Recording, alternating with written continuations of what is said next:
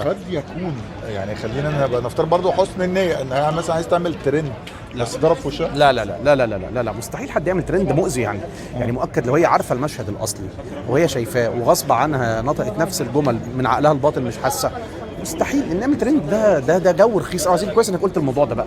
ده جو رخيص قوي موضوع الترند ده، ان انت تشد المشاهد يتفرج على عملك بترند رخيص.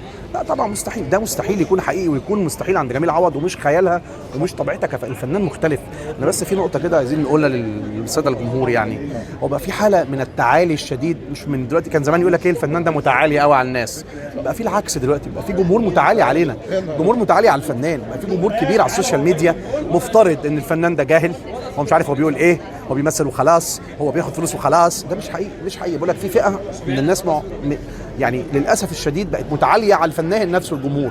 فواحده واحده كده يعني حنانيكم. الفنان ده مدرك كويس جدا هو بيقول ايه، مدرك كويس جدا هو بيقدم لك ايه، وانا اسف هو عنده من الخبرات والموهبه ان هو اللي بيلعبك وبيقدم لك اللي هو عايزه وبيقول لك اللي هو عايزه على مزاجه.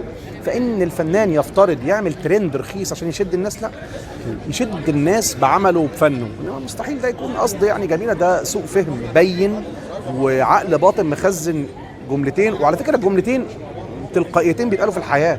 مستحيل حد يتاجر بحاجه زي كده يعني.